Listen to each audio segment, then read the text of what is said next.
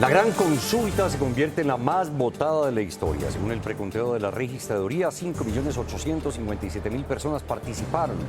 Paloma Valencia superó los 3.200.000 votos. Ya todos los demás candidatos de esa consulta dijeron que la apoyarán.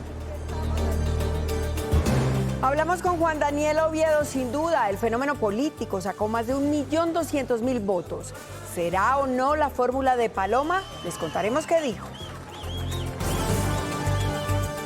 También les contaremos qué pasó con las otras dos consultas. Claudia López ganó la de las soluciones y Roy Barreras la del Frente por la Vida. Y qué movida resultaron las elecciones al Congreso. El pacto histórico subió 5 curules. El Centro Democrático se convierte en la segunda fuerza con 17. Siguen siendo más los congresistas de oposición o independientes a este gobierno. Daniel Briceño sacó la votación más alta en la historia de la Cámara de Representantes. Es más, es la más alta del Congreso, incluyendo Senado. Les contamos el camino de este joven abogado, reconocido por sus denuncias sobre corrupción y derroche. Muchos quemados: Miguel Polo Polo, Angélica Lozano, Catherine Miranda, Inti Asprilla y Juan Carlos Lozada son algunos que no seguirán en el Congreso. También repasamos a los que querían llegar pero no lo lograron: Lucho Garzón, María Paz Gaviria, Horacio José Serpa y los influencers El Pechi Player y Felipe Saruma. Y en deportes, Ángel Baraja suma 3 medallas en este 2026. El cucuteño brilló en la disputada en Bakú. Ganó oro en barras paralelas, bronce en barra fija y se mantiene como firme candidato al podio en Los Ángeles 2028. Y en entretenimiento, último adiós a Willy Colón. Sus seguidores lo despidieron en Nueva York en medio de un funeral y una misa sentida en honor a todo su legado. Aunque no te vuelva a ver. Gitana, gitana, gitana. Nuestros presentadores ya están listos. Estamos en todas las regiones. Esto es Noticias RCN de las 12:30 del mediodía.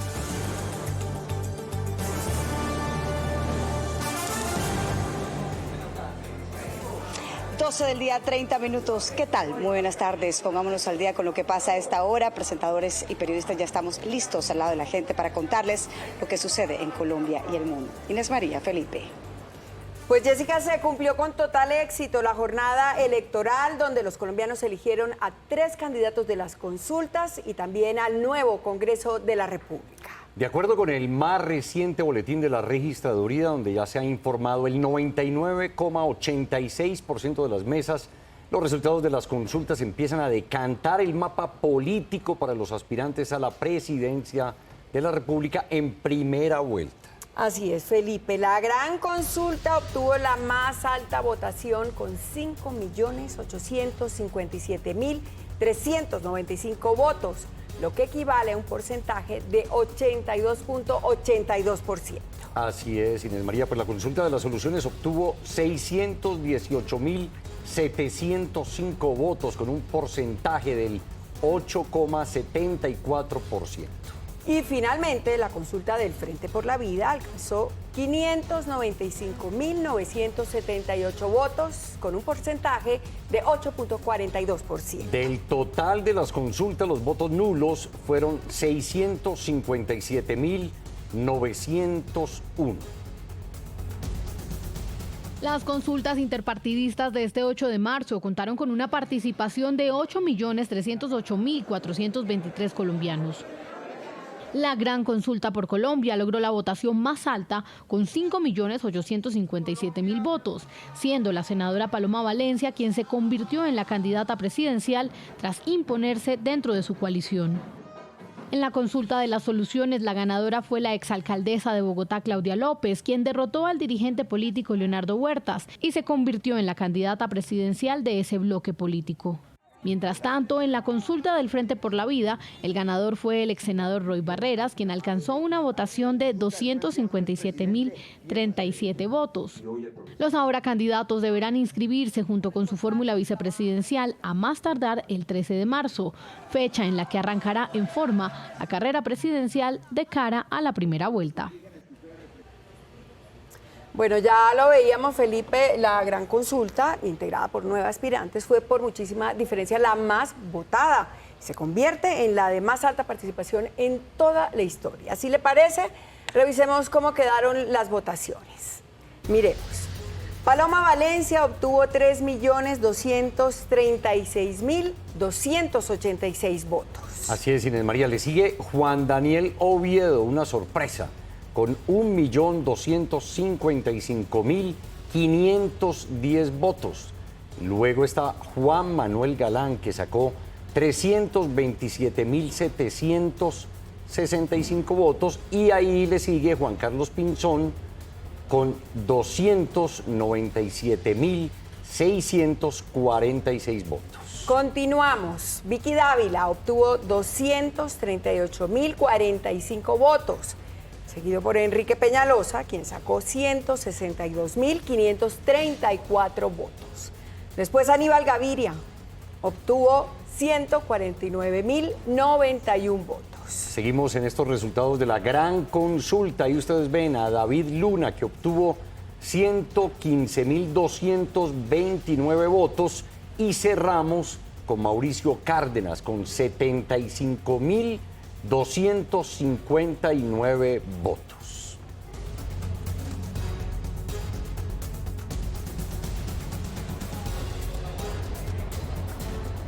Pues conocidos los resultados, Paloma Valencia agradeció el apoyo que la llevó a ocupar el primer lugar de los escaños de la consulta. Dijo que acabará con la paz total para pasar a la seguridad total. Al lugar donde ella recibió los resultados llegó la mayoría de los candidatos de esta coalición. Catherine, muy buenas tardes. ¿Qué más dijo la candidata del Centro Democrático?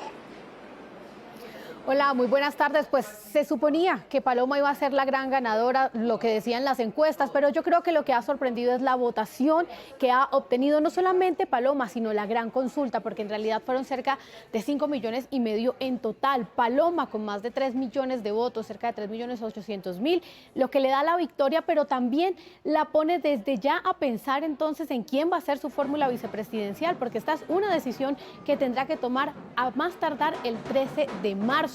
Empieza a sonar el nombre de Juan Daniel Oviedo, por supuesto, porque fue el segundo, el más votado. Incluso ayer, en la sede de campaña de Paloma, donde recibía los resultados, los mismos seguidores de la hoy candidata gritaban a Juan Daniel como vicepresidente, le decían vice. Así que hay que esperar qué pasa, pero lo cierto es que hoy Paloma ya tiene un mandato que le da un primer ingreso, una puerta de entrada a esta primera vuelta presidencial. Lo que le toca ahora es consolidar apoyos, sumar fuerzas y buscar entonces convertirse, como ella misma lo dice, en la primera mujer presidente. La senadora del Centro Democrático, Paloma Valencia, se convirtió en la candidata presidencial de la derecha tras ganar la gran consulta por Colombia. Con más del 99% de las mesas escrutadas, Valencia obtuvo más de 3.2 millones de votos, superando ampliamente a Juan Daniel Oviedo, quien alcanzó cerca de 1.2 millones. Sin embargo, eso hoy lo ha puesto a sonar como su fórmula vicepresidencial. Eres libre y perfecto tal y como eres. Juan Daniel, tu ejemplo nos inspira a escuchar con la cabeza, a amar lo diferente, a darla toda por Colombia. También agradeció el respaldo del expresidente Álvaro Uribe, líder histórico del uribismo, cuya trayectoria, dijo, espera continuar.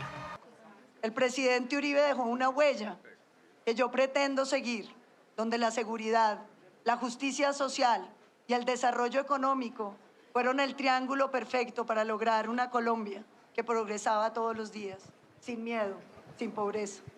En su discurso, Valencia habló de construir lo que llamó una economía fraterna, prometió enfrentar la crisis del sistema de salud, criticó duramente al gobierno de Gustavo Petro.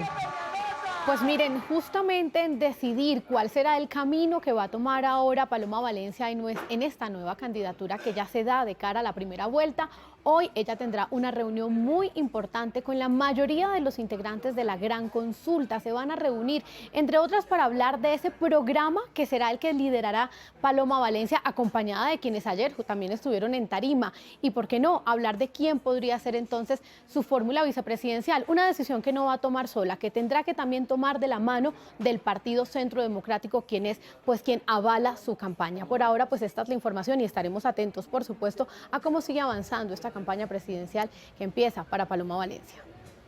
Así es, Kate, seguiremos muy pendientes de lo que ocurra en esa reunión esta tarde. Muchas gracias. Como usted lo decía, la gran sorpresa, sin duda, la dio Juan Daniel Oviedo con la segunda mayor votación en las consultas, con 1.255.510 votos, convirtiéndose en el segundo puesto más votado si lo comparamos pues con la consulta de hace 4 años, Felipe. Sí, es así, Inés María. En 2022 los segundos puestos de esa consulta los obtuvieron Juan Manuel Galán, ahí ustedes lo ven, con 487.019 votos. Alex Char, quien obtuvo 707.007 votos. Y Francia Márquez, que hace 4 años obtuvo el segundo lugar con 785.215 votos, Inés María. Veamos entonces algunas características de Juan Daniel Oviedo, que conquistó el voto de muchos electores. Yo era lengua sopa y no sabía hacer la R. Todo, marica, todo era con un problema, güey. Autenticidad y tecnicidad son las principales características que definieron la campaña que hizo Juan Daniel Oviedo para las consultas presidenciales. Eso, chicas, muy bien, para que... ¡Ay, cuidado, mi señora! Eso. Una campaña sin recursos, sin maquinarias políticas, hecha en las calles y en redes sociales. Dándole a la desgranada. ¿Cómo está, señor? ¿Cómo le ha ido? Mucho gusto, Juan Daniel Oviedo. Oviedo, quien entre 2018 y 2022 hizo que muchos colombianos por primera vez se fijaran en el DANE cuando ejercía como director, ha logrado ir sumando votantes a su proyecto político, pues en las elecciones pasadas a la alcaldía de Bogotá logró apenas 616.000 votos, en la consulta dobló este número alcanzando los más de 1,2 millones de votos. Oviedo, Oviedo. Sin duda alguna, Juan Daniel Oviedo es una de las nuevas caras de la política colombiana que llegaron para quedarse y que recogen 2 de las características más difíciles de encontrar en los políticos modernos: coherencia y decencia.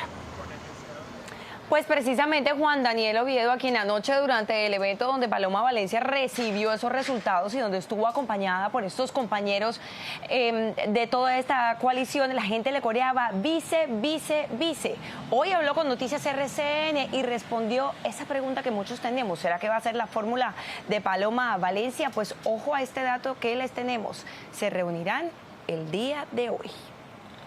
Después del resultado de la gran consulta por Colombia, la gran pregunta es si Juan Daniel Oviedo será la fórmula vicepresidencial de Paloma Valencia. Hasta el momento no ha habido ninguna conversación en ese sentido. Seguramente en el transcurso del día de hoy, Paloma Valencia, como ganadora de la gran consulta por Colombia, pues tendremos conversaciones con los demás miembros de la gran consulta por Colombia en el transcurso del día, y tan pronto nosotros recibamos algún tipo de invitación, lo haremos público, lo evaluaremos, y se trata de escuchar e identificar cuál es el mecanismo mucho más exitoso para que este resultado de la gran consulta por Colombia tenga unos rendimientos mucho más efectivos en la primera vuelta presidencial. Señaló que de darse la propuesta la estudiará con su equipo. Por el momento no ha habido oferta a la vicepresidencia y pues la alcaldía de Bogotá todavía es una fecha que correspondería a finales de octubre del año 2027. Entonces aquí lo que debemos es estar con los pies en la tierra. Hoy Oviedo es considerado por los expertos como un fenómeno político. Pues con estos resultados, Paloma Valencia se convierte en la mujer más votada en una consulta, Inés María. Pues hagamos memoria. Hace 8 años, Marta Lucía Ramírez alcanzó 1.537.000 votos cuando se midió en las urnas con Iván Duque. Hace 4 años, Francia Márquez, cuando se enfrentó a Gustavo Petro, obtuvo 785.215 votos. Y hoy, Paloma Valencia, con 3.236.286 votos, Es la mujer más votada en la historia. Y los demás integrantes de la gran consulta con quienes se enfrentó Paloma Valencia anunciaron su apoyo a la candidata de cara a las elecciones de primera vuelta presidencial el próximo 31 de mayo. Yo me comprometí en esta gran consulta a apoyar a la senadora Paloma Valencia, si era la que ganaba o a cualquiera que ganara. Apoyemos a Paloma Valencia. Estoy lista para apoyarla de la manera que sea posible. Yo no soy una política, yo quería y he querido servirle a Colombia, desde donde yo esté lo voy a seguir haciendo y todo lo que yo pueda aportarle a Paloma, claro que le voy a aportar. Y no tengo sino cosas buenas que resaltar de Paloma. Su capacidad de diálogo, su franqueza, su inteligencia. Quedamos muy bien representados. Y con toda contundencia digo lo siguiente, Paloma es el camino. Y ya con una ganadora muy consolidada, seguramente se abre una posibilidad para que este grupo gane la presidencia de Colombia. Quiero felicitar a Paloma Valencia por su contundente triunfo y decirle, en nombre de todo este gran equipo del nuevo liberalismo, que la vamos a acompañar sin ambigüedad, con convicción, con valentía y con coraje. Haciendo señalamientos a las consultas a las que enfrentó la exalcaldesa de Bogotá, Claudia López, anunció que desde hoy arranca nuevamente su carrera por la presidencia. La gente sí quiere que no lo atraquen impunemente, que haya justicia contra el hurto, contra el robo. Y la gente sin duda quiere derrotar la corrupción y por eso hoy la relegó al último lugar a la consulta de la corrupción. Y esa ya es una buena noticia para Colombia. Mientras tanto, Roy Barreras, quien obtuvo una votación muy distante a la que él mismo esperaba, pues responsabilizó al presidente Gustavo Petro de los resultados. Escuchemos.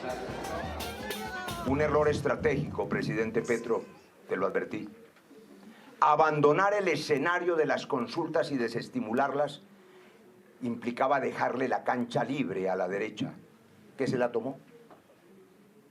Y por eso hoy el dilema entre los dos extremos sigue sin resolverse. Dejamos de lado las consultas para revisar con lupa el Congreso, porque se reconfiguran las fuerzas políticas. Felipe, usted está en este momento con nuestro compañero del equipo político, Juan Camilo Blanco, y permítame preguntarles cómo queda entonces esta representación de los partidos en el Congreso y cómo entonces se va a alinear esto con un próximo gobierno. Sí, Andrea, precisamente es hora de revisar cómo quedó el Congreso.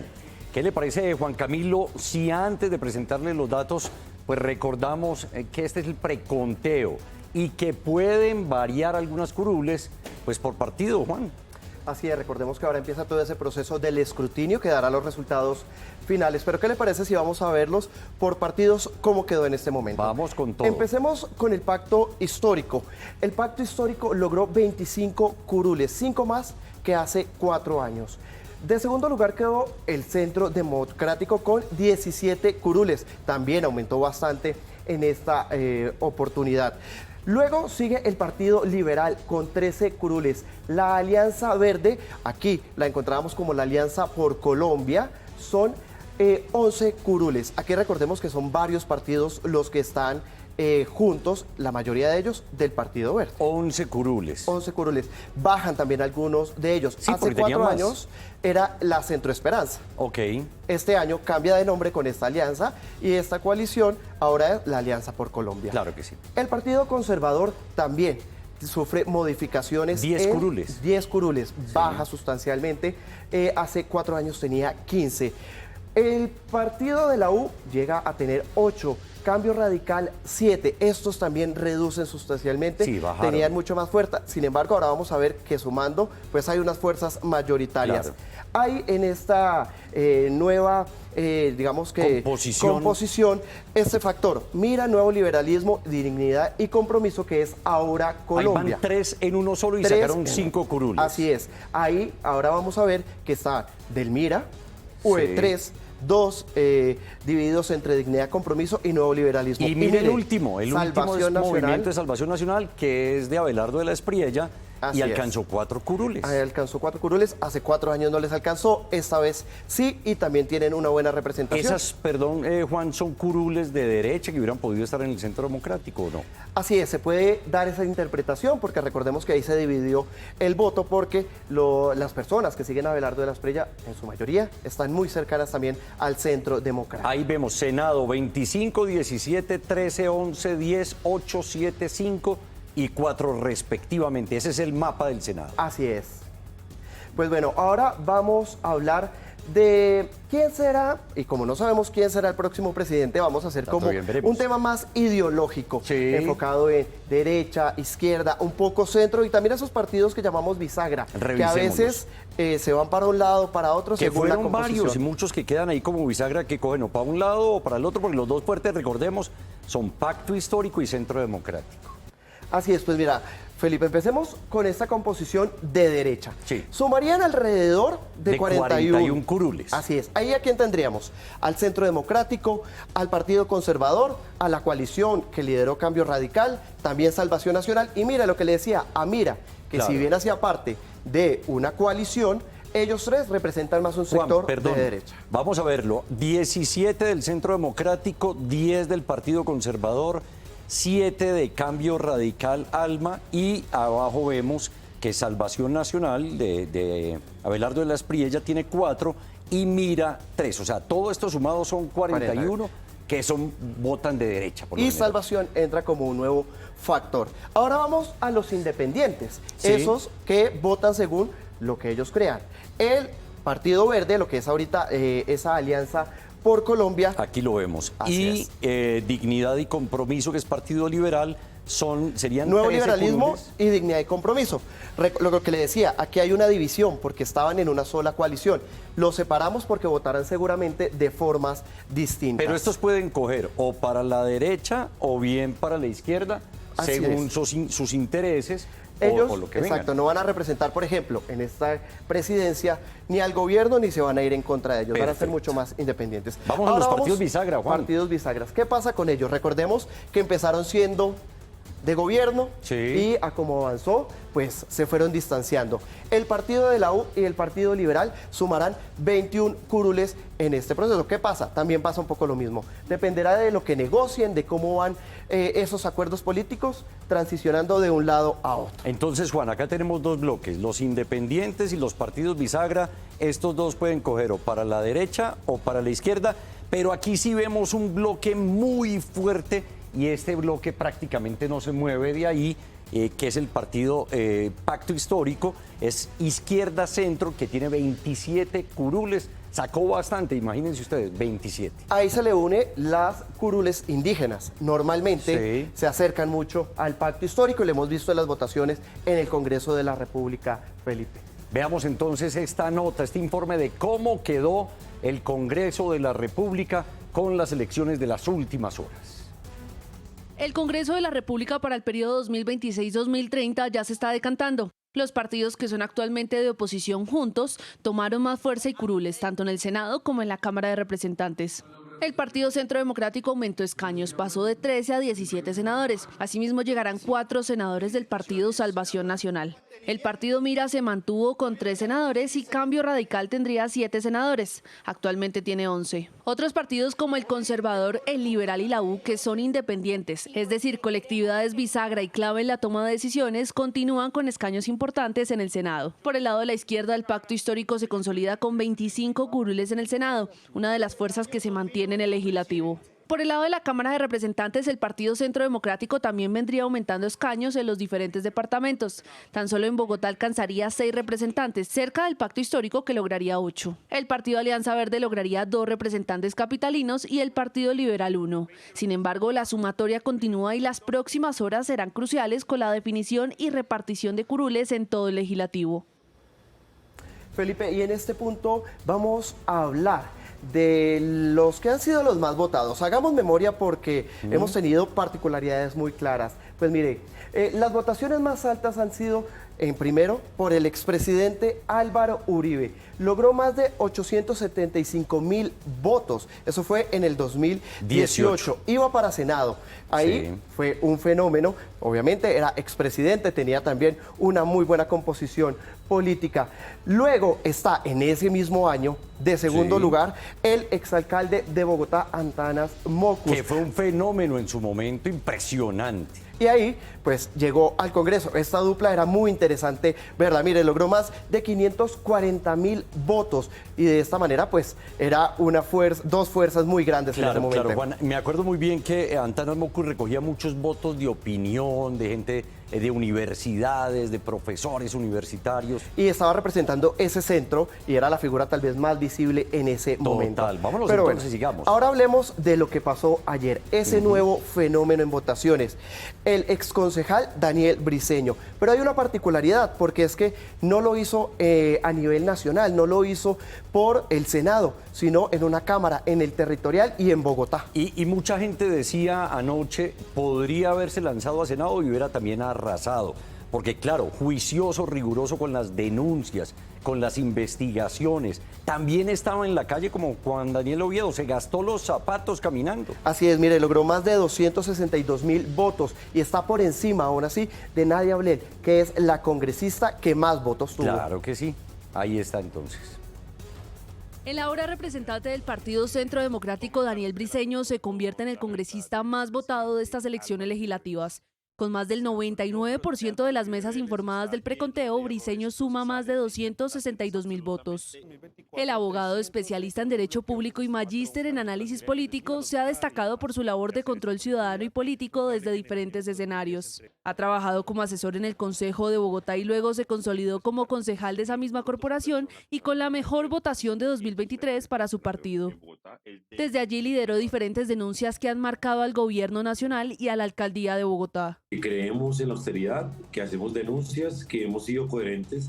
Yo hace 2 años exactamente, más o menos, obtuve casi 50.000 votos. Hoy estamos pues multiplicando por 5 esa votación, y es porque hemos sido coherentes, porque todo lo que le hemos dicho a la gente que hacemos, pues eso lo cumplimos. Inclusive Briceño superó a los senadores más votados, como la senadora del Partido Conservador Nadia Ablel, que recibió más de 153.000 votos, y el senador del Partido Liberal Lidio García, con más de 142.000 votos.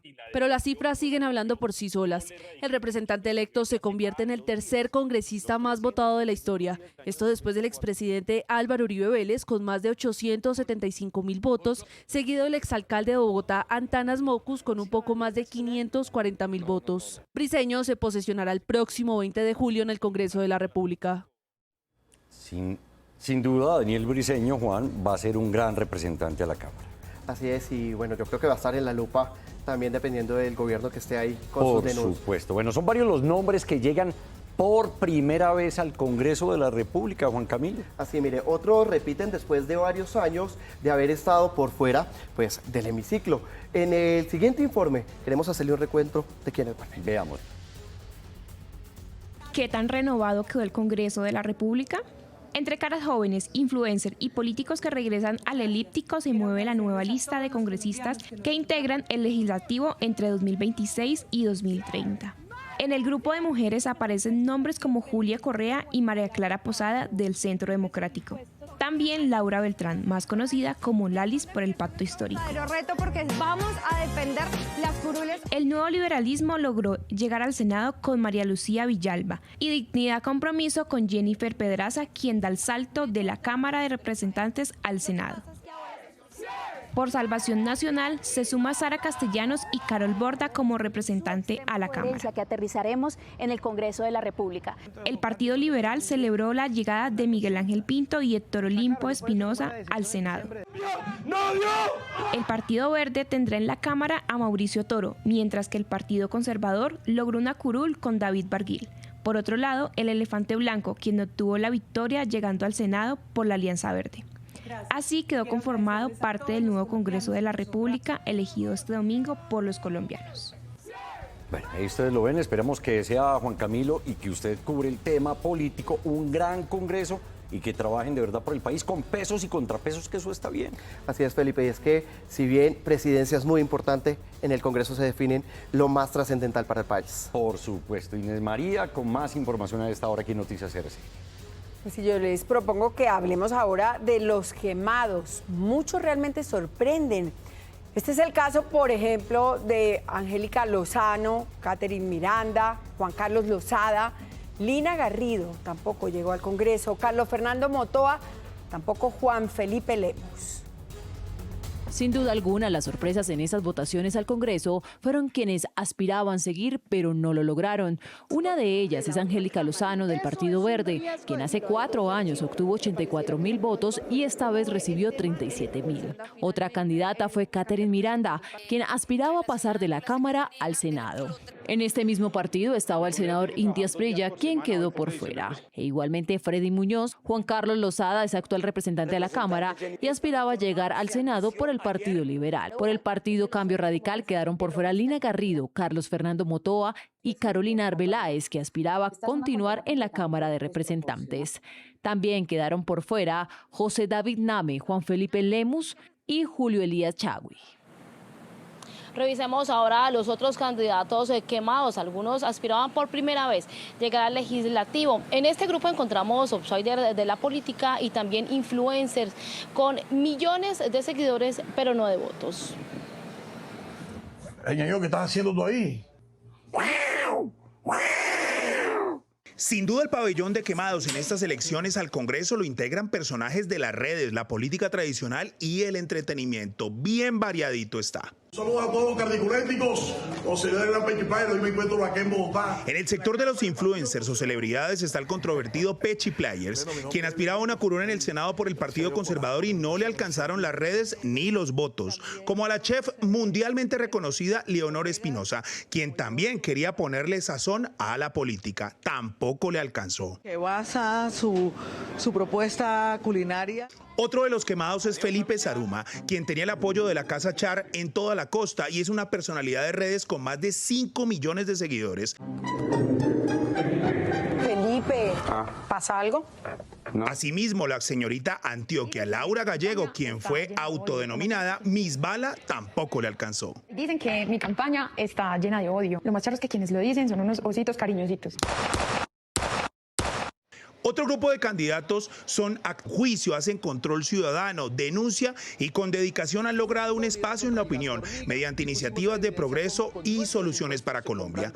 Tampoco les alcanzó la votación para lograr el escaño. Germán Ricaute y Juan David Aristizábal, así como los exares anticorrupción Óscar Ortiz y Camilo Enciso. Quiero dar las gracias a todas las personas que se sumaron a este proyecto, que caminaron, que entregaron volantes, que la dieron toda.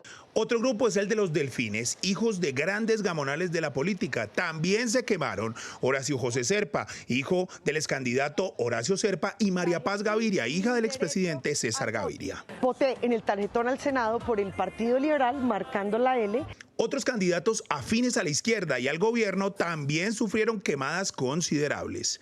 Alejo Vergel, Beto Coral, quien buscaba una curul en el exterior, así como el caricaturista Matador y el controvertido exsuperintendente de salud Luis Carlos Leal, no estarán en estos 4 años en el Congreso. Por último están los viejos conocidos o zorros de la política que en el pasado tuvieron votaciones deslumbrantes. Este año no la lograron. El exalcalde de Bogotá, Lucho Garzón, y el exsenador Jorge Enrique Robledo, que aspiraba a llegar al Senado de la República.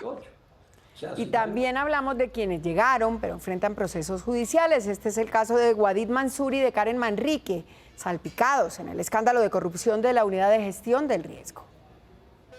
En el Congreso también se quedaron quienes están investigados por la justicia e incluso con altas votaciones. 3 de ellos salpicados en el más grande escándalo de corrupción del saqueo de la Unidad de Gestión del Riesgo.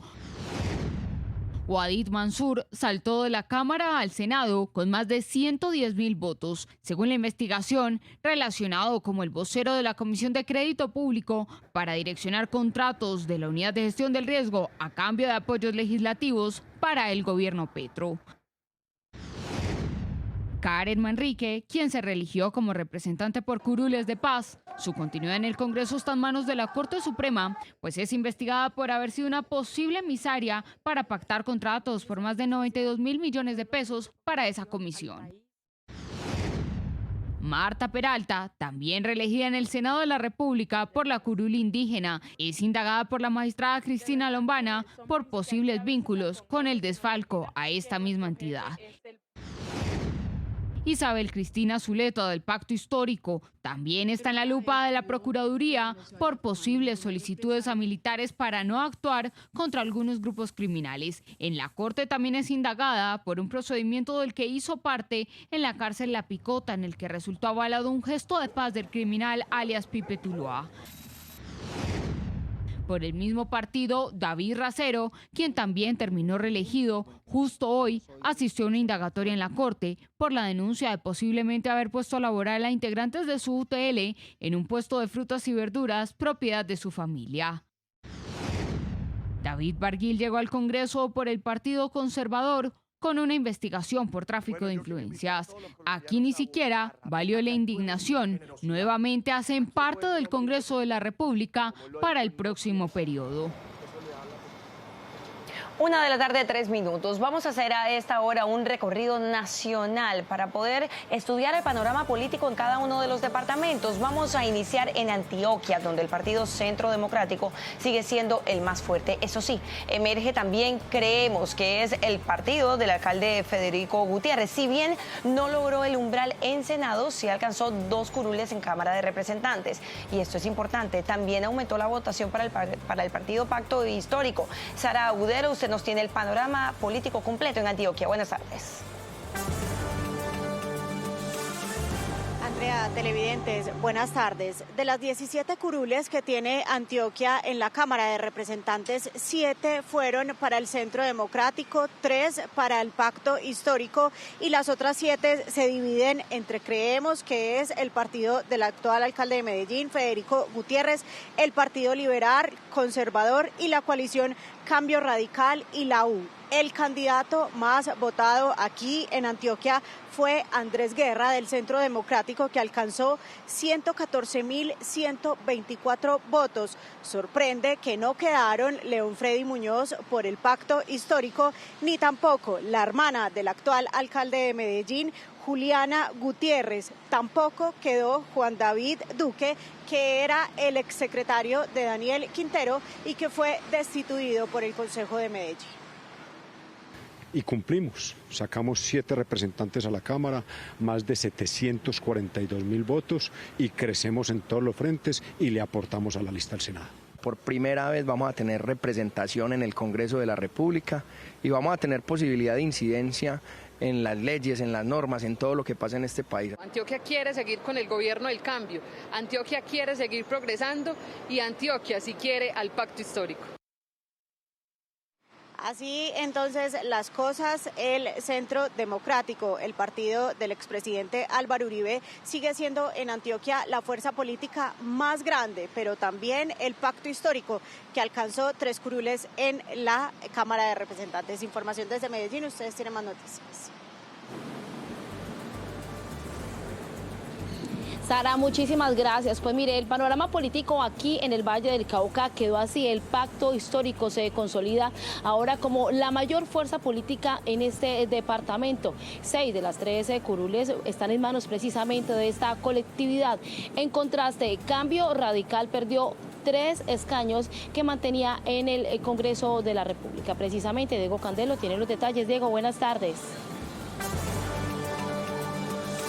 Ingrid, buenas tardes. Miren, 3 a 6 curules de la Cámara de Representantes que gana el partido Pacto Histórico. Hay 2 personajes que llegan a esa corporación. Está la exconcejal de Cali, Ana Erazo, y también el exalcalde de Sevilla, Jorge Palacio. Llegan nuevos al Congreso de la República, pero también hay otro dato importante y es el partido de la gobernadora Dilian Francisca Toro, que alcanza 2 curules de momento y una tercera curul que se estaría peleando con el partido Centro Democrático, que de momento tiene también 2 curules en la Cámara de Representantes. No solamente he quedado elegido senador, sino que tenemos 2 cámaras en este momento cumplimos la meta de pasar de un congresista a 3 congresistas para trabajar por nuestro departamento. Esperamos hacer control político, con determinación, y hacer una bancada que no vaya a hacer actos politiqueros, sino que vaya cogida de la mano buscando el interés colectivo del Valle del Cauca. En el Senado de la República son 3 los parlamentarios que logran, por supuesto, ubicarse en esa corporación del pacto histórico. Le siguen el partido de la U con 2 senadores y también hacen parte de estos nuevos escaños que alcanzan los políticos del Valle del Cauca, el partido Alianza Verde y también el Partido Liberal Colombiano. Información por el momento desde el Valle del Cauca. Andrea, usted tiene más. Diego, muchísimas gracias por la información. Y de las 7 curules que tiene el Departamento de Atlántico en la Cámara de Representantes para este periodo, 6 son caras nuevas. Aquí en el departamento, el Partido Cambio Radical fue el gran ganador. Bernardo Sanabria tiene los detalles. Bernie, hola.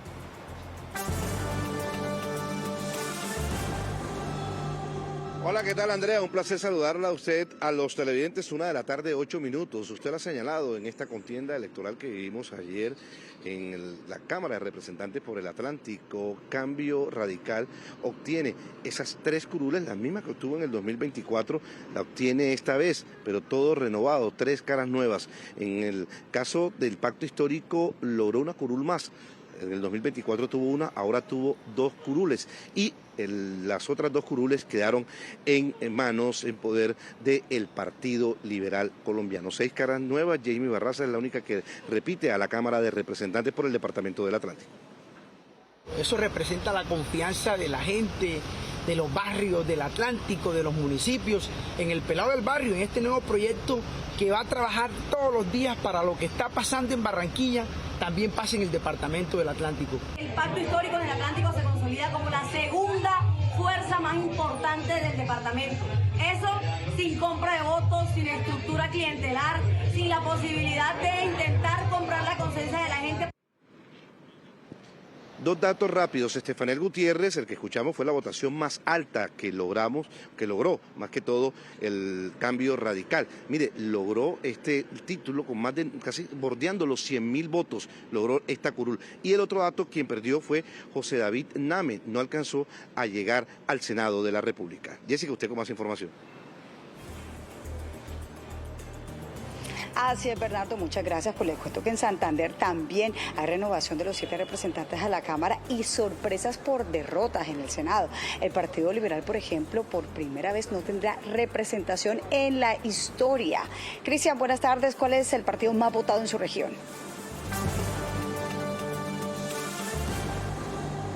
Así es, Jessica, televidentes, buenas tardes. Son 14 los congresistas santanderanos, 7 senadores y 7 representantes a la Cámara. En la Cámara fueron más votados los del Centro Democrático, Miguel Ángel Pinto Rueda, hijo del ex senador liberal homónimo, y también Jonathan Pineda de Girón, con altas votaciones. El más votado en la representación de la Cámara en Santander fue Diego Fran Ariza, con más de 64.000 votos por el partido de la U. También se destacan votaciones como el profe Ferley en el Partido Verde, y también en la Cámara Mario José Carvajal del Partido Liberal, quien fue alcalde de Piedecuesta. Hay ausencia en el Senado de los liberales y se destaca también, pues justamente la votación más alta en el Senado para un santandereano fue la de Jonathan Ferney Pulido Hernández, JP Hernández, con cerca de 159.000 votos. Se destacan también las votaciones de Luis Eduardo Díaz Mateus, hermano del gobernador del Partido Conservador, también Óscar Villamizar Meneses del Partido Centro Democrático. Gracias por la confianza, gracias por sus votos, gracias porque hoy podemos celebrar esta gran victoria. Queremos agradecerle a todos los santandereanos que creyeron en este proyecto político. Sin duda alguna, Centro Democrático se sigue consolidando como la fuerza política más fuerte de este departamento. Más de 52.000 personas confiaron en Centro Democrático 107. Hoy nos permite ser el congresista más votado del departamento de Santander, porque necesitamos trabajar por una mayor autonomía fiscal para que aquí se inviertan los impuestos que pagamos los santanderianos. Y los grandes derrotados en Santander fueron por el Partido Liberal, aspirante al Senado, Horacio José Serpa, Richard Aguilar y Jaime Durán. También por el Partido Verde, Fabián Díaz y Cristian Avendaño. Y también el hijo de Rodolfo Hernández Jr. por el Movimiento La Liga. Es la información que registramos desde Bucaramanga. Joana tiene, por supuesto, más noticias RCN.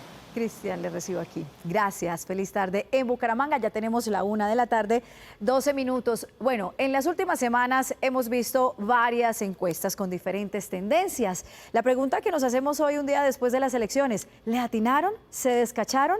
¿Y qué podría venir según esos sondeos en el nuevo mapa político? Saludo a esta hora a Narciso Michavila. Él es el presidente de la firma encuestadora GAT3, que precisamente es esa firma con la que trabajamos permanentemente para esos resultados y las encuestas para Noticias RCN, la FM y la República. Narciso, buenas tardes en Madrid.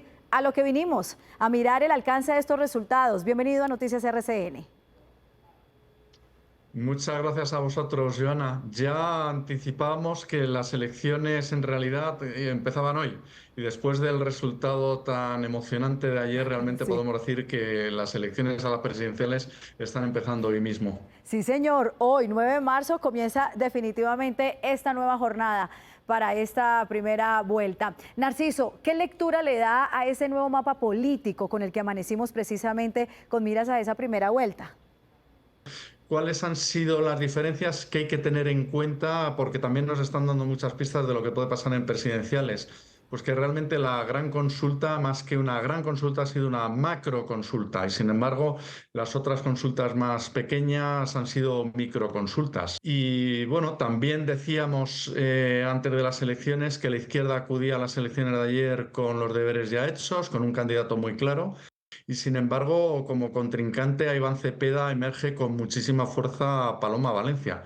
Habrá que ver si finalmente consigue entrar en la segunda vuelta e incluso ganar el balotaje. Bueno, Narciso, quiero preguntarle puntualmente, usted que es un experto en las encuestas, en recoger ese favoritismo de los electores, en interpretar los números, le pregunto, ¿quiénes podrían pasar a esa segunda vuelta si es que hay una segunda vuelta?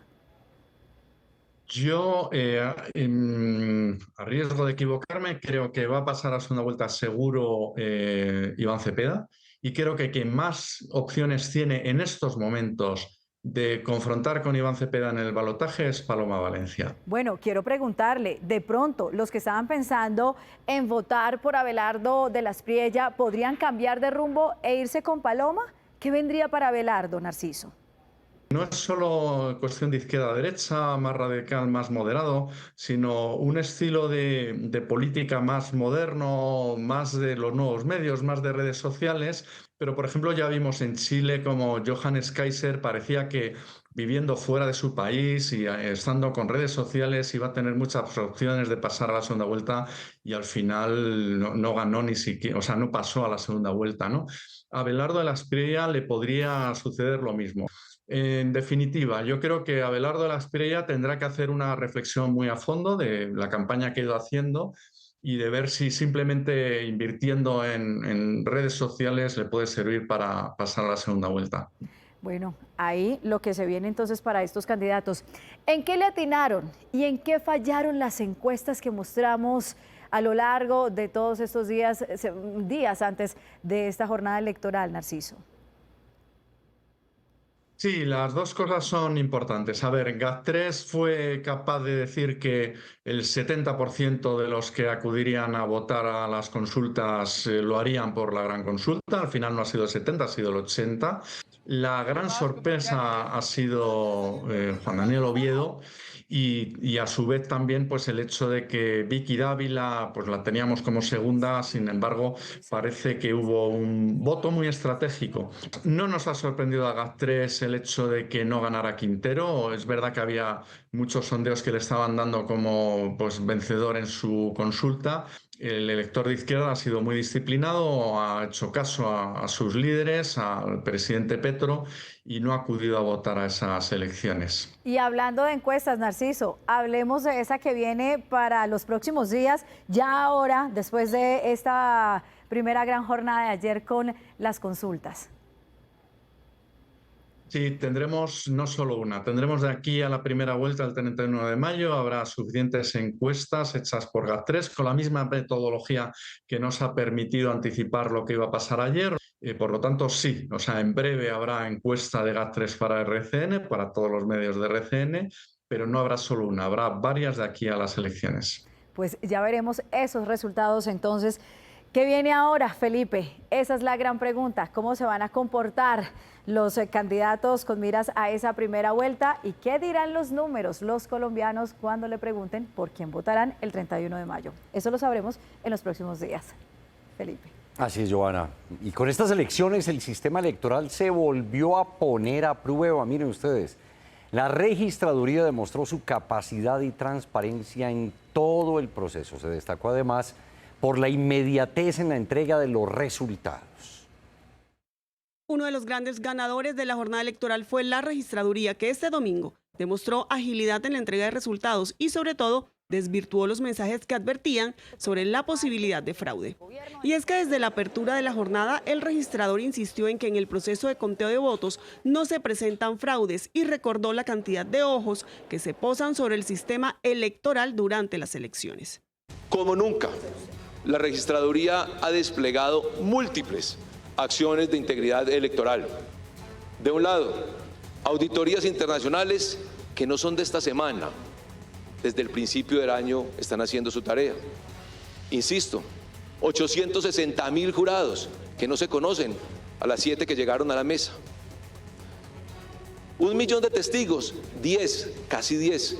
Por cada mesa de votación. Además, la entidad reforzó la seguridad cibernética para proteger el proceso electoral. Se congelaron los software y esos códigos hash, como dicen los técnicos, y esas claves en presencia de los auditores, de las autoridades, de la observación.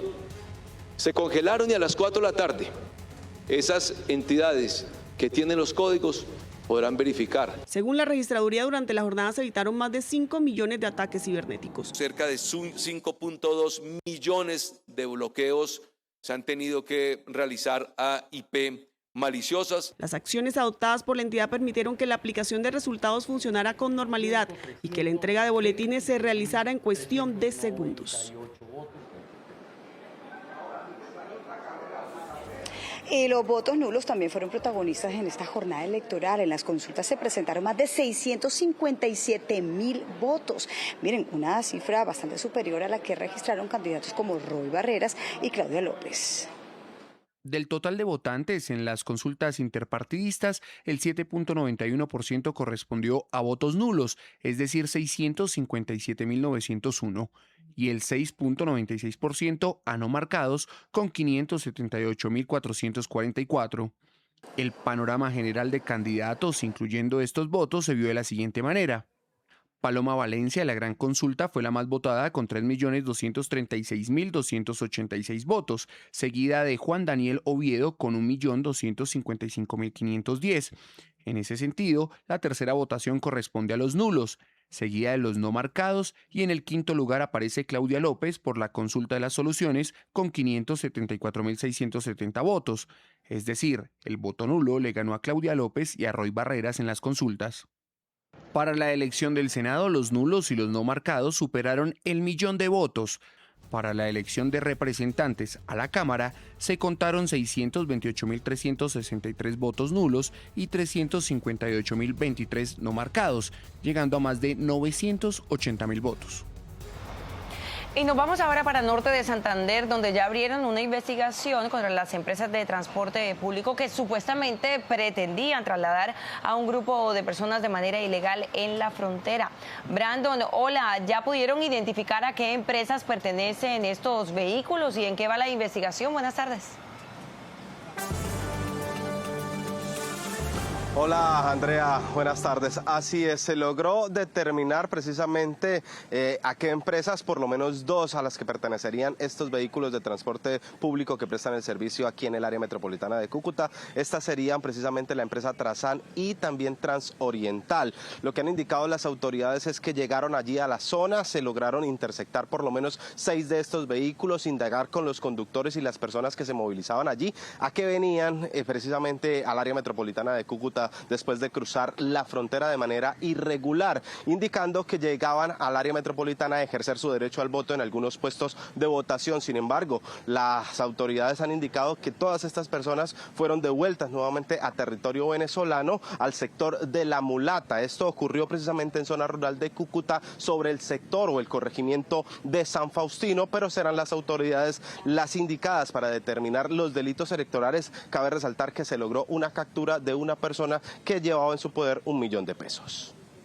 Los carros se van a dejar a disposición, vamos a hacer unos informes para el Ministerio de Transporte, vamos a llamar inclusive a aquellas personas que son los dueños de estos vehículos y por supuesto también vamos a generar otros informes que son de índole de investigativo y que van a ayudar para esclarecer cualquier tipo de duda frente a este hecho.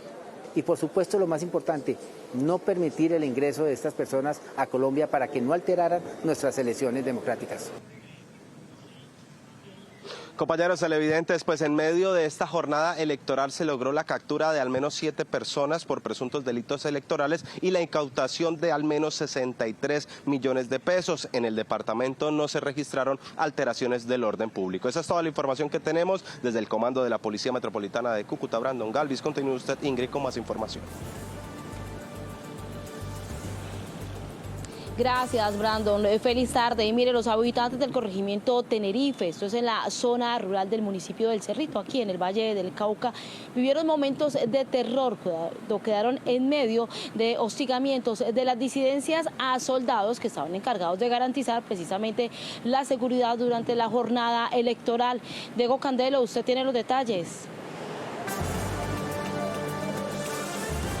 Ingrid, sí, momentos de pánico que se vivieron ahí en el corregimiento de Tenerife, especialmente quienes hacían su ejercicio democrático, asistían al puesto de votación ubicado en ese corregimiento, porque fue muy cerca de ahí desde donde integrantes de las disidencias dispararon en contra de tropas que estaban garantizando precisamente el desarrollo de estas elecciones. Los soldados atacaron, por supuesto, también respondieron a ese ataque y pudieron garantizar el desarrollo normal de las elecciones ahí en el corregimiento de Tenerife.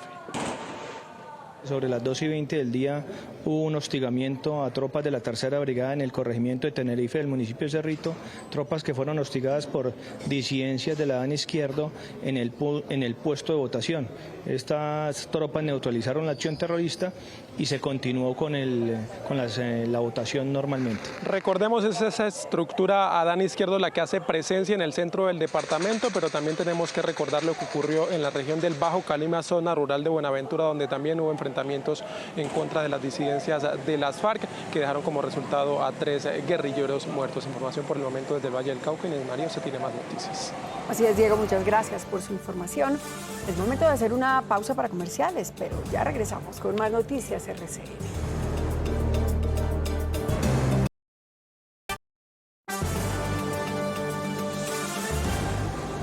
Gracias por seguir con nosotros. En Medio Oriente, los ataques no dan tregua. En las últimas horas, varias ciudades en Israel recibieron impactos de proyectiles que no lograron ser interceptados. La OTAN derribó un nuevo misil iraní en el espacio aéreo de Turquía. Además, el presidente Macron anunció una operación armada para intentar reabrir el estrecho de Hormuz. En Medio Oriente, los ataques no paran. El conflicto se ha extendido al Líbano. Israel inició una incursión dirigida en el área sur del país para eliminar a terroristas del grupo paramilitar Hezbollah. El presidente Donald Trump se refirió a la situación del alza del petróleo a nivel mundial. Asegura que son un precio muy pequeño a pagar por la seguridad y la paz de Estados Unidos y del mundo. Ante este cierre, el mercado internacional ya contempla un alcance promedio a los $100 por barril.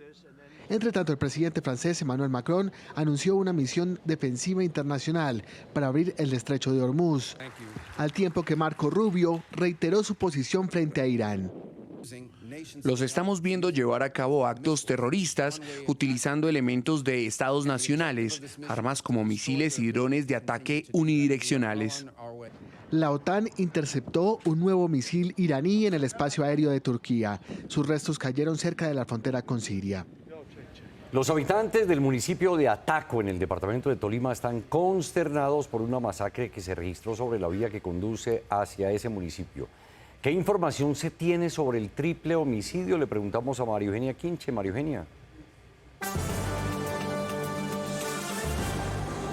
Felipe, televidentes, muy buena tarde. Así es, están muy preocupados por esta situación que se registró ayer hacia las 5:30 de la tarde sobre la vía que comunica Coyaima con el municipio de Ataco a la altura de Santiago Pérez. Es un sitio conocido como Mesa de Polen. Allí fue ubicado por los mismos habitantes, pues este vehículo que en su interior pues estaban 3 personas sin vida, 2 hombres y una mujer, una joven de 26 años aproximadamente. De inmediato dieron aviso a las autoridades y de Ibagué se llevó a cabo un consejo de seguridad presidido por la gobernadora del Tolima y por las autoridades departamentales. Ellos direccionaron a un grupo especializado judicial para recolectar todos los elementos probatorios y poder avanzar en la investigación, pero hasta el momento no se cuenta con la identidad de estas personas y tampoco se conoce como los detalles de qué fue lo que sucedió.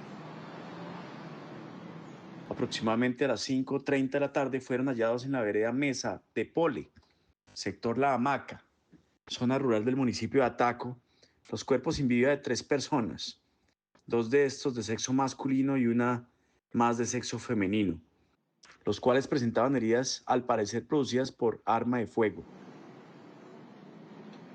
La información preliminar que se tiene es que al parecer estas personas no viven en la región, por eso las autoridades pues están investigando. Es todo por el momento, Ingrid, muy buena tarde.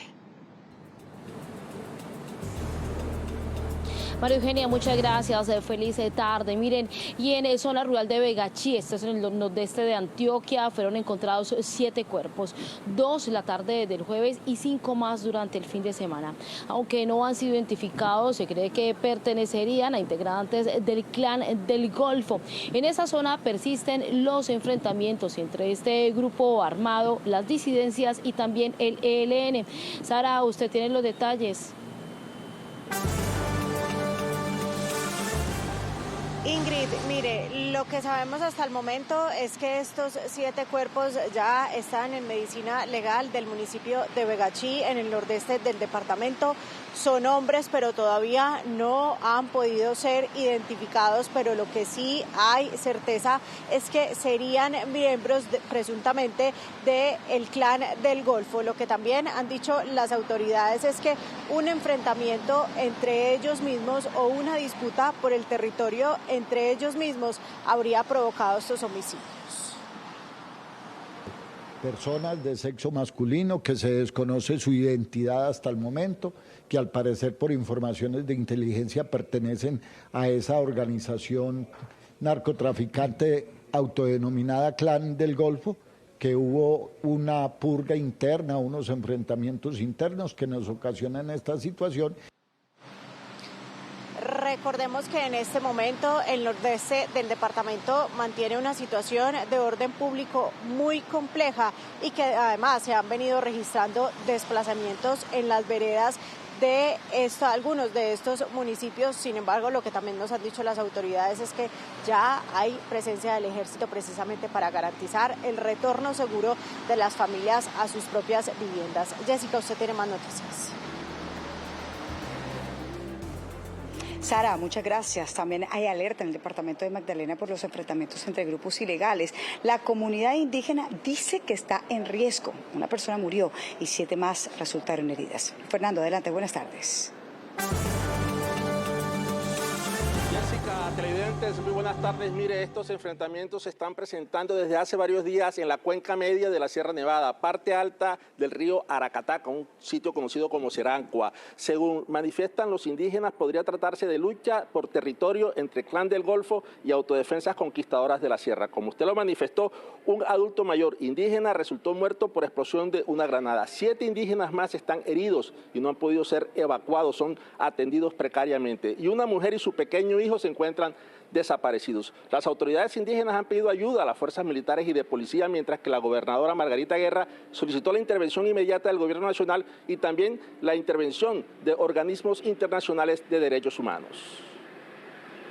No pueden entender las causas ni la forma de poderse comunicar e interpretar cuando estos casos pues limitan el miedo, el terror de todos esos bombardeos que están ocurriendo en la región prácticamente en medio de la zona de la comunidad.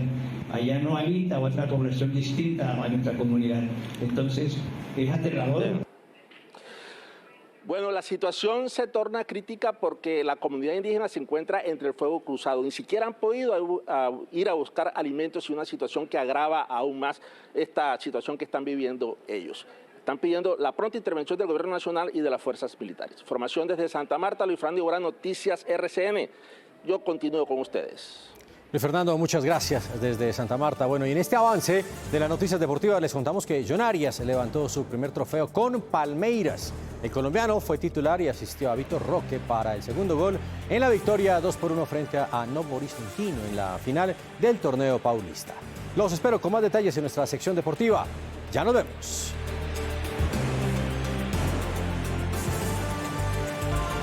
La democracia para mí no es solamente un acto político, sino es un acto de compartir, de libertad, de poder expresar ideales. Empatía, generosidad, sororidad, hermandad, aunque no pensemos igual. Y porque en esa construcción de sociedad tenemos deberes y derechos, libertades y responsabilidad. Y yo pienso que no estamos polarizados, somos la mayoría de la gente los que queremos un bien común. Para entender que si te ayudo a ti, me ayudo a mí. Para entender que yo soy tú, que tú eres lo mismo que yo, que mi propia esencia.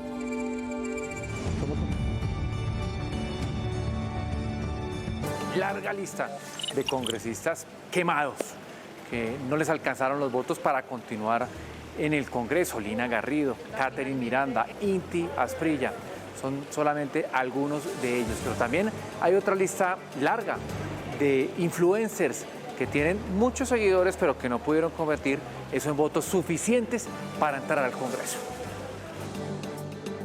Y sigamos hablando del Congreso. Suben curules el Pacto Histórico y también el Centro Democrático, que se convierte en la segunda fuerza política. Y un hecho inédito, la votación de Daniel Briceño, pero para la Cámara de Representantes es la más alta en la historia de la Cámara y la tercera más alta en la historia del Congreso, contando Senado.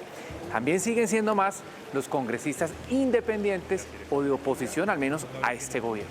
Hemos sido coherentes porque todo lo que le hemos dicho a la gente que hacemos, pues eso lo cumplimos. Y la última, las consultas. Por supuesto, Paloma Valencia fue la más votada de esa gran consulta, una consulta que superó los 5 millones de votos. La gran pregunta es el fenómeno político Juan Daniel Oviedo. ¿Apoyará o no a Paloma Valencia? ¿Se convertirá o no en su fórmula para la presidencia?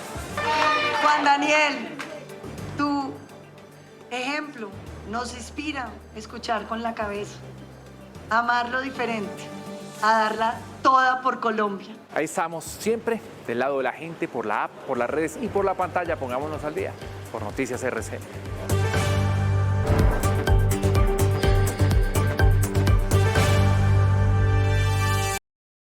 Vivimos en una posición geográfica privilegiada. Yo soy una enamorada de Colombia, del verde, de los paisajes.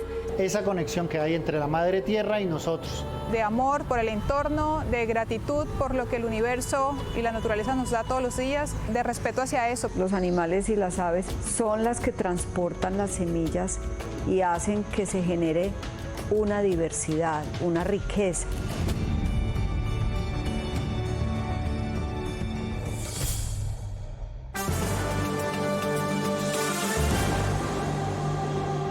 Dos de la tarde, 10 minutos. Gracias por continuar con nosotros. Vamos con noticias de Bogotá. Pues un hueco se abrió en plena vía principal en el noroccidente de la capital del país. Efra, ¿en dónde está exactamente y qué tan grande es el hueco? Buenas tardes. ¿Qué tal? Pues la verdad es que es grande, enorme este huecazo que se abrió aquí en la localidad de Suba, en el barrio La Gaitana, en la calle 139. Es impresionante, tiene unos 15 metros de longitud por unos 10 metros de ancho y podría seguir extendiéndose este hueco, dado que se lavó por completo el material granular, el material sólido que le da firmeza y sostenibilidad al pavimento. Al perderla, pues se hundió el pavimento por completo, y si llegara a pasar un bus, seguramente se va a ir extendiendo este enorme hueco. La reparación de este inmenso cráter, como ustedes se podrán imaginar, va a tardar bastante tiempo, entre 15 y 30 días, dependiendo de los daños que encuentren. Soy Efraín Arce Jr., patrullero RCN, reportando desde la localidad de Suba.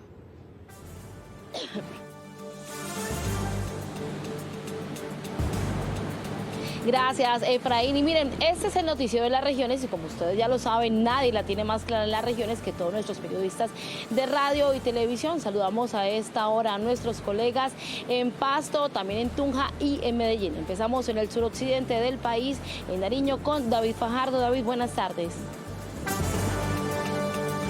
Hola, ¿qué tal, compañeros? Los saludo desde la ciudad de Pasto, y es que aquí precisamente la Universidad Cooperativa ha liderado un proyecto de investigación de la mano de los productores cafeteros en el departamento de Nariño. Municipios como Berrecos, Buesaco y La Unión han sido beneficiados. El proyecto Fermente Café lo que pretende es el mejoramiento de la tasa en 3 municipios del departamento de Nariño, impactando a 30 productores de manera directa. La Universidad Cooperativa ha sido fundamental en este proceso de fermentación, porque antes solamente producíamos y fermentábamos café tradicional. Lo que nosotros buscábamos era entender cómo la altitud, el tiempo de fermentación, por ende la temperatura ambiente, influye sobre la calidad de café.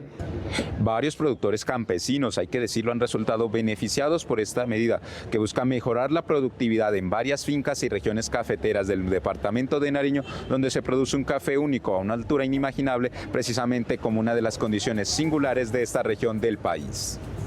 David de Pasto, nos vamos ahora a Tunja. Saludamos a Lina Gallón. Lina. Buen día, compañeros y televidentes. Les cuento que en este momento el sector lácteo del departamento de Boyacá atraviesa un proceso de bonanza gracias al alza en el consumo de productos lácteos en esta región. Todo esto derivado a diferentes estrategias por parte de la Secretaría de Agricultura, en la que se muestra a los ciudadanos la importancia para la salud humana del consumo de productos lácteos. La responsabilidad de promover el consumo de lo nuestro, de nuestra esencia, que hoy produce más de 2 millones de litros de leche diaria. Es por eso que seguimos promoviendo que muchas más familias consuman nuestros productos lácteos, quesos, yogures y todos los derivados, desde la producción, desde la calidad, desde la trazabilidad. La leche es uno de los alimentos más completos nutricionalmente. Pues enhorabuena para las más de 70.000 familias en el departamento de Boyacá que viven gracias a la producción de la leche. También es de tener en cuenta que en el transcurso de este 2026 se tienen contempladas diferentes quesatones en el departamento de Boyacá con el fin de seguir fortaleciendo el consumo del producto lácteo. Hay que apoyar a los productores de Boyacá siempre. Y en Medellín está Julie Metaute. Julie. Saludos especiales desde la capital de la montaña. Les cuento que en el barrio El Salado de la comuna número 13 de la ciudad, la Corporación Deportiva Vida y Paz está llevando a cabo el certamen Víctor Luna. Es un torneo en homenaje a este icónico técnico referente del fútbol colombiano y por supuesto muy importante en la historia del Deportivo Independiente Medellín, porque logró la hazaña después de 45 años en el año 2002. Escuchemos a esta hora al líder social Willington Cano, quien entrega más detalles. Donde tenemos 18 equipos de toda la ciudad de Medellín, donde tenemos jugadores de fútbol profesional, muchos que inclusive dirigió el profe Víctor Luna. Figuras como Marlon Piedrahita, Camilo Pérez y Danilson Córdoba son figuras que le dijeron sí a este homenaje del profe Luna. A Julie, a Lina y a David, nuestros compañeros de RCN Radio, muchísimas gracias por toda la información. Vamos a cambiar de tema a esta hora. Los mensajes positivos son necesarios para fortalecer el autoestima de nuestros hijos. De eso precisamente nos habla hoy la psicóloga Anida Acevedo. Todos los padres queremos que nuestros hijos tengan una autoestima alta, buena, o sea, que se quieran a sí mismos. Y esa autoestima ocurre cuando nuestro hijo recibe mensajes positivos sobre su físico, autoestima física, sobre su autoestima de inteligencia, qué tan inteligente se siente, su autoestima emocional, su autoestima social y su autoestima moral, qué tan honesto se siente, qué tan buena persona, etc. Si usted le está dando retroalimentación de que él es una persona justa, amable, etc., y que sabe lo que está haciendo, pues la autoestima de sus hijos, de su hija y su hijo va a subir.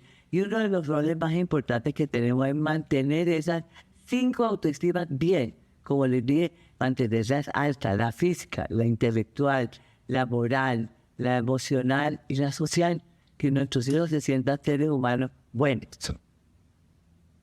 Banco de Bogotá y RCN presentan Cambiando Contigo.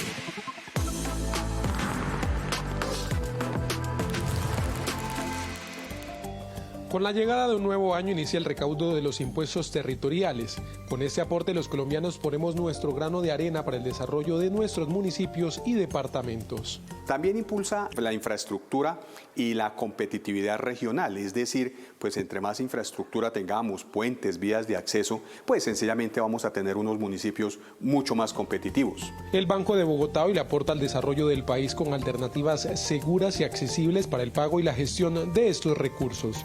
Ponemos a disposición de ciudadanos, empresas y entidades territoriales una red de canales digitales y presenciales que permiten realizar los pagos de manera sencilla desde cualquier lugar, reduciendo tiempos y eliminando fricciones que pueden surgir en el proceso. Con esta iniciativa el Banco de Bogotá está cambiando contigo porque la mejor parte de pagar los impuestos es hacer crecer nuestro territorio.